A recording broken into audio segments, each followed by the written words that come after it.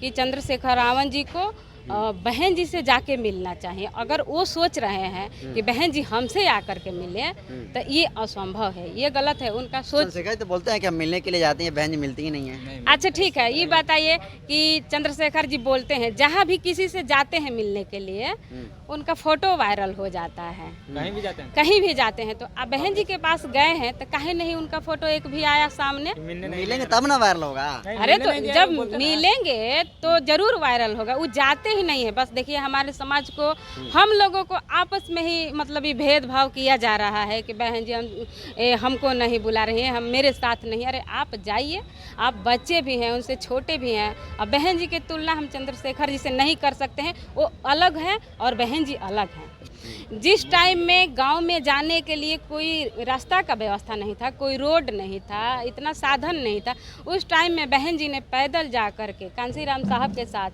गांव-गांव में लोगों को जागरूक किए, अपनी पूरी ज़िंदगी कुर्बान कर दी हम लोग के लिए।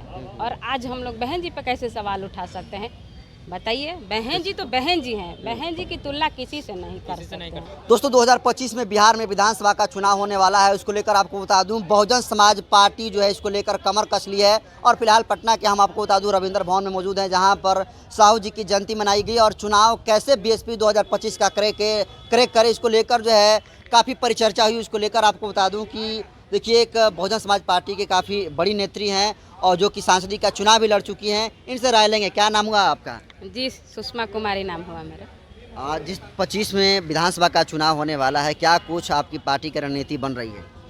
जी हमारी पार्टी की रणनीति ये बन रही है कि 2025 में बहुत जोर शोर के साथ इस बार बदलाव किया जाए। इस तरीके से पहले के जो रीति रिवाज था उस पर चल रहा था, लेकिन इस बार बहुत सोचा समझा जा रहा है कि नहीं, जब तक अब बदलाव नहीं किया जाएगा तो आगे कुछ नहीं हो सकता है। पहले देखिए हमारे SC ST के समाज बहुत ज़्यादा जागे हुए हैं और आज छत्रपति साहू जी महाराज का जयंती मनाया गया, जो OBC समाज के हैं और यहाँ काफ़ी OBC समाज के लोग यहाँ पे मौजूद हुए। ये देख करके ये रणनीति भी बनाया गया और ये देख करके ये लग रहा है कि नहीं, 2025 में इस बार हम लोग की सरकार बहुत अच्छा खासा सीट निकालने वाली निकालेगी सीट इस बार? जी बहुत अच्छा। बहुजन समाज पार्टी इकलौती ऐसी पार्टी है जो अकेले चुनाव लड़ती है। आप देखिए भाजपा इतनी बड़ी पार्टी है लेकिन वो तमाम पार्टियों के अलायंस लेकर चुनाव लड़ती है। कांग्रेस तमाम पार्टियों को लेकर इंडिया अलायंस बनाई हुई थी। आपकी पार्टी जो है अकेले चुनाव लड़ती है, जिसकी वजह से लॉस महसूस होता है। तो क्या लगता है कि 25 में ये गलतियाँ नहीं होगा?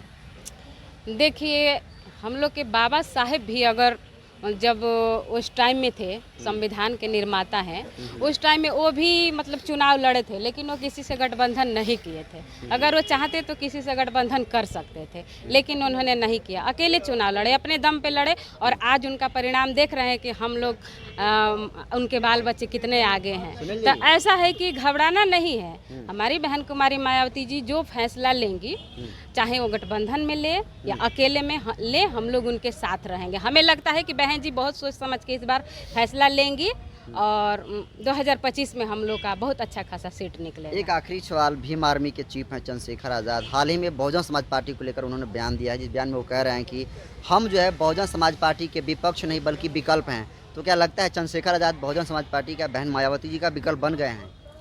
देखिए जब हम लोग हिस्ट्री में जाएंगे तो मॉडर्न इंडिया है, आधुनिक भारत में हम लोग देखते हैं एक नरम दल एक और गरम दल।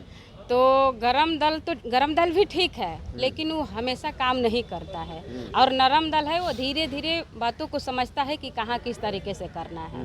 तो हमारी बहन कुमारी मायावती जी ये नरम दल की मतलब सोचिए, लेकिन इनका विचार बहुत बड़ा है, सोच समझ के ये कदम उठाती हैं, न कि मतलब बहुत जल्दबाजी में कदम। चंद्रशेखर जल्दबाजी में उठा देते हैं? नहीं, देखिए कहने को तो ये नहीं कह सकते हैं, लेकिन फिर भी बहन जी के सामने हम चंद्रशेखर जी का तुलना नहीं कर सकते हैं।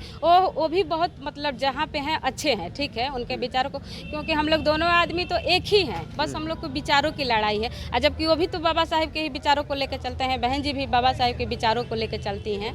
लेकिन कहने का मतलब है कि चंद्रशेखर रावण जी को बहन जी से जाके मिलना चाहिए। अगर वो सोच रहे हैं कि बहन जी हमसे आकर के मिले तो ये असंभव है, ये गलत है उनका सोच। चंद्रशेखर तो बोलते हैं कि हम मिलने के लिए जाते हैं, बहन जी मिलती ही नहीं है। अच्छा ठीक है, ये बताइए कि चंद्रशेखर जी बोलते हैं जहाँ भी किसी से जाते हैं मिलने के लिए उनका फोटो वायरल हो जाता है, कहीं भी जाते हैं, कहीं भी जाते हैं। तो अब बहन जी के पास गए हैं तो काहे नहीं उनका फोटो एक भी आया सामने? मिलेंगे तब ना वायरल होगा। अरे तो जब मिलेंगे तो जरूर वायरल होगा। वो जाते ही नहीं है। बस देखिए हमारे समाज को, हम लोगों को आपस में ही मतलब ये भेदभाव किया जा रहा है कि बहन जी हमको नहीं बुला रही हैं, हम मेरे साथ नहीं। अरे आप जाइए, आप बच्चे भी हैं, उनसे छोटे भी हैं। अब बहन जी की तुलना हम चंद्रशेखर जी से नहीं कर सकते हैं, वो अलग हैं और बहन जी अलग हैं। अच्छा, जो अभी स्थिति बनी हुई है पूरे देश में कहें या फिर बिहार में, इस स्थिति को देखते हुए लग रहा है कि अब जो है बहन मायावती जी को और चंद्रशेखर आज़ाद जी को एक साथ आ जाना चाहिए।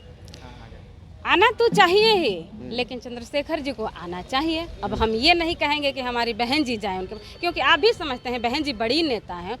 जिस टाइम में गांव में जाने के लिए कोई रास्ता का व्यवस्था नहीं था, कोई रोड नहीं था, इतना साधन नहीं था, उस टाइम में बहन जी ने पैदल जा कर के कांसीराम साहब के साथ गांव-गांव में लोगों को जागरूक की, अपनी पूरी ज़िंदगी कुर्बान कर दी हम लोग के लिए। और आज हम लोग बहन जी पर कैसे सवाल उठा सकते हैं?